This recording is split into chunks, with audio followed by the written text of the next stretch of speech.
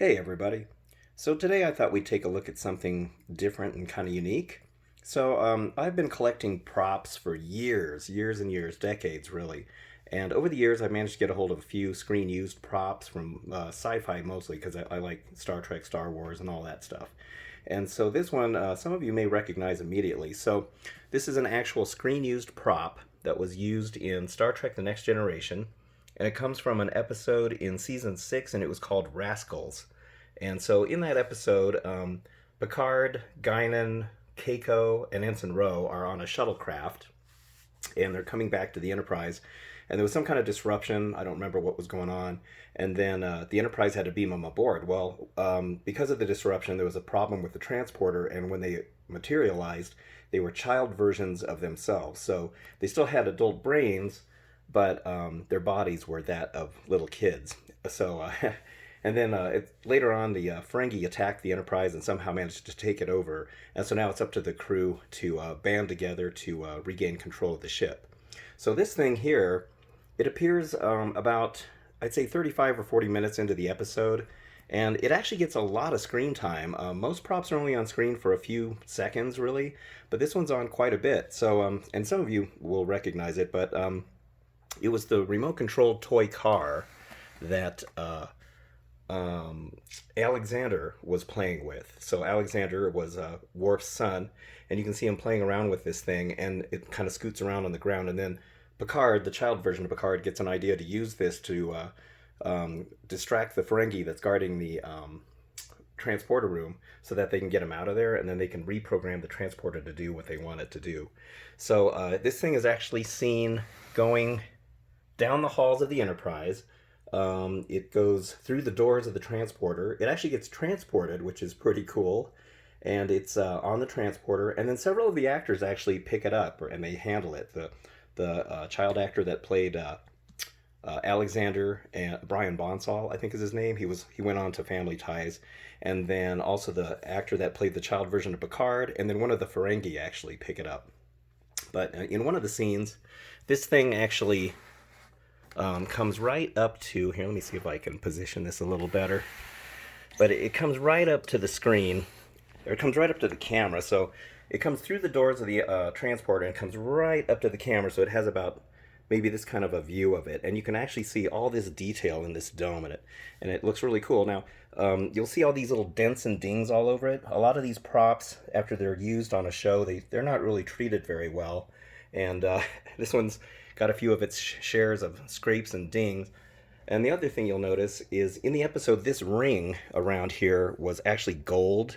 And then also these cylinders back here and here were gold as well. So they've been repainted silver for whatever reason. I'm guessing they were going to use this in another episode, or maybe they did use it in another episode of Star Trek. But I've watched all the episodes of every series from the original series to Enterprise, and I don't remember seeing this in any other episode. I don't know if it was a background prop or what, but I mean, if you guys have seen this in any other episode, please comment below, because I would love to know what else they used this in. But clearly it was meant to be used in something else. Also, the overall color of it, as you can see here, it's kind of like a gray color now, and in the episode it was more of a bluish color, like an iridescent blue.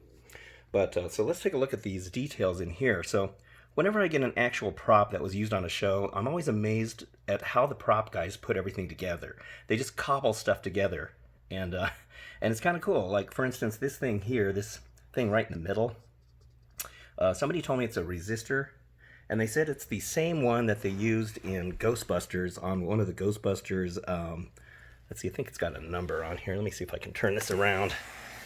It has a number on the side here, but somebody said that it's the same one that they use in on the Ghostbusters proton packs. So I thought that was kind of interesting. And then these little curved ring things here, I don't know what those are. I think I've seen them before on something, but I don't remember where I've seen them or what. And then these little domes are, I think they're plastic, and they look kind of like they might be the hubcaps of like a toy car or a model truck or something, or maybe they are, maybe they're the back of fog lights on a Jeep or something. I mean, that's what it looks like to me. You can actually see me in there. Hey. All right, so then here's the gold ring. And I don't know what that is either. It looks like it's just a found piece that they just kind of glued in there. I don't know. It's interesting. I always like to see all this stuff, but when this actually pulls up right on camera and you can actually see the front of it really good, you can see all this detail. None of that stuff has changed. It's all still the same. And then these little screws are kind of weird. They have like a weird shape to them. So anyway, yeah, and then you can actually take off this dome. If you take off the little metal pieces here, you can pull them up and the dome will come off. And then you can see the original gold paint under here. And you can see the original gold paint under these too, because they're just acrylic. And I'm going to turn it over so we can see the inside, because I think you'll find that interesting as well. But here on the front, you can see there's kind of like a little bumper kind of thing on there, which is kind of cool. And then along the side, it's kind of like this textured rubber. And it's actually very soft still. It hasn't dried out. I mean, that episode was made in 1991. So this thing is, gosh, I guess it'll be 29 years old this year. I can't believe that show's that old. But, so it's actually hasn't dried out, especially where I live. You can see a big old ding right there. Where I live here, our climate's pretty dry, so a lot of times this rubber stuff dries out. But you can see all this detail in here. In here, you can kind of see the way it comes right up there. And it looks like I'm trying to get this to focus here. But you can kind of see how the tape, it's just like this pinstripe tape they use. And they use this on a lot of Star Trek props just to kind of give it some detail. And then on the back, let's turn this around. You can kind of see how that kind of got scratched up a little bit with the course of time. Now this here, I like the back because it has this really interesting detail right here. I don't know what this was made of. I don't know if this is a found item and they just glued it on, or what it was. And this is kind of like a hard shell, and I'm pretty sure this whole thing was probably vacuum formed. Is probably what they did. I don't think it's made from a found item, like sometimes they use found items and just modify it so you can't tell what it is. This looks like it was scratch built, and then it was filled with some hard foam. But what was interesting, let me grab this real quick. So on the back here, so there's a scene in the episode where they show the back of it, and they're probably like right here, and it moves forward and it bumps the Ferengi in the ankle, and it activates a little comm badge like this. And the comm badge is attached to the back right here somewhere. It's kind of at an angle this way or this way, I can't remember. And then, and the scene never made sense to me because I always thought these were touch activated, and yet it bumps him on the front where his ankle is, and yet it somehow still manages to activate the comm badge here, which it didn't make sense to me. But anyway, but if you look closely, you can still see the glue marks on here. Still has the glue on there, which is really cool. And so that was one thing I noticed. And so when I first got this, the glue was still a little sticky. I don't know if it still is. Let's see. No, I think it's dried out now. Yeah, that won't stay on there. This is just a replica comm badge, by the way. But it's the actual size. But yeah, but when I first got this, I could actually stick this on here and it stayed on. But over the years, it's kind of dried out now. But it's cool that the remnants of the glue are still on there. So I thought that was pretty cool. See a little more gouging and dents going on over here. Here's some more of that. You can see how the rubber kind of comes around. They put a lot of work into this. I mean, it's kind of a lot of effort considering it's only in one episode. I'm always amazed at how that's the case. If you look here, if I had enough lighting in there, you could actually see some of the original gold paint where they didn't quite paint all the way in there. And you can also see where they masked off this rubber with masking tape, and you can see where the silver kind of carried over there a little bit. So it's kind of cool. But yeah, okay. All right, so let me pause this for a minute, and I'll flip this over, and you can see the underside of it, because I think you'll find that interesting. So hang on. Okay, so here we have it all flipped over, and now you can see what the bottom of this looks like. It's pretty wild inside there. So the first thing you're going to notice when you see this is the overall shape inside here, the way the foam was cut out.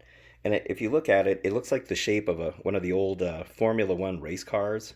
So what they did is they just put this whole shell on top of a toy remote control car, and And that's how they made it work. It was very simple. They just put it on top of a remote control car, and that's how they drove it around on set. So it's kind of cool, very simple, but it worked and it was effective.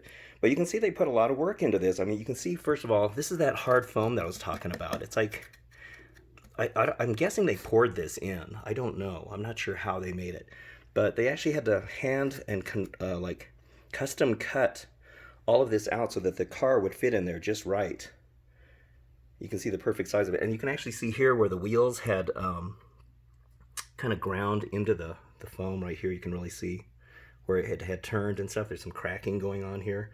There's some Bondo right in this area. Bondo here.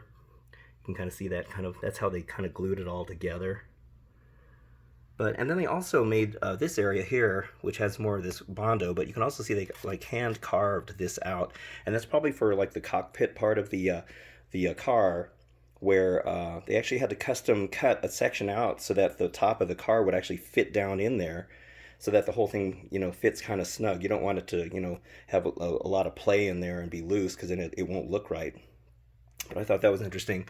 And then here's the original gold paint inside these cylinder pieces, so you can actually see how it was originally really gold inside there. So I thought that was pretty cool too. But yeah, it's kind of like when you see how much work they put into something like this, considering it was only used in one episode. Well, as far as I know, it was used in that one episode. Like I said, it may have been used in another, but anyway, yeah, it's pretty cool to see all the work that was put into this, and just for that little scene. All right, so let me pause it again here. Okay, so another thing I wanted to point out on this. So when I got this thing, it actually had this metal plate attached to the bottom of it. So it looked like, this. It was stuck to the bottom here underneath it. And you can see here, it was actually screwed into, you can see all the screw holes in here. And it was screwed in with these 3 screws and then these 2 that were attached to these D-rings. And so I couldn't figure out why this was on here. It was pretty rusty, and I cleaned it off as best as I could with some steel wool. And the only thing I can think of, especially looking at this, so quite a few years ago, I remember there was a big Star Trek props and costumes and filming models display that was going on, and it was going around the country. It may have went around the world, I don't remember, but when it was here in where I live, I actually went to that exhibit about 3 times because I loved all that stuff. And I remember there was a big, huge display case that had props like this in it. And then the display case had a base, like say this is the base of the thing, the display case. They had a pipe that came up, and the pipe attached into this. And then that way it elevated the prop off of the base of the display case. And that way people could get a better look at it and see more like, what was... look all around it and see the bottom of it a little bit. And that's the only thing I can think of, is that this is a leftover from when it was on display in a museum. And it's kind of weird that they left it on there, but that's my guess as to what it is, unless it was used in production for some reason. I really don't know.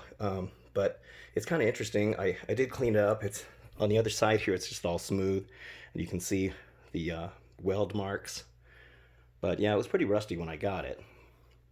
But I don't keep it on there because it's not the original. It wasn't original to the piece, and it makes it really heavy too. So I mean, because it's relatively light for the most part.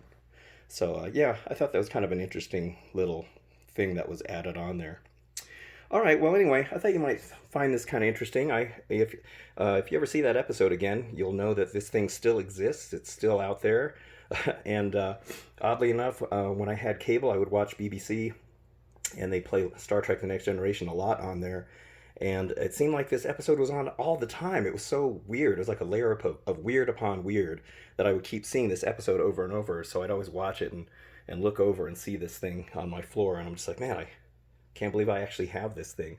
So they only made the one. It was just a one-off prop. And also in the Blu-ray of season 6, there's in the bonus material, they actually talk to the guy that does the props. And they very, very briefly show this thing. And it's kind of from an angle, I think from like this angle or something like this. And I can actually match up some of the little scratches and stuff on the dome to the one on the DVD.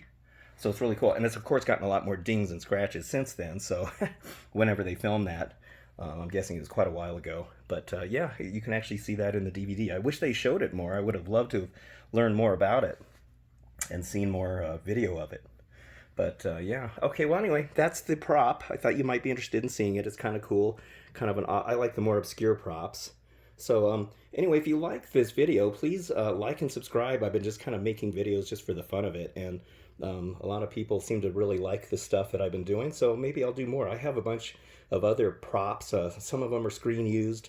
Some were made by the actual guys that worked on the show, and just some kind of random stuff that I think might be kind of fun for you guys to look at. So if you like it, please subscribe and like. So anyway, I hope you enjoyed it. Thank you very much and have a great day.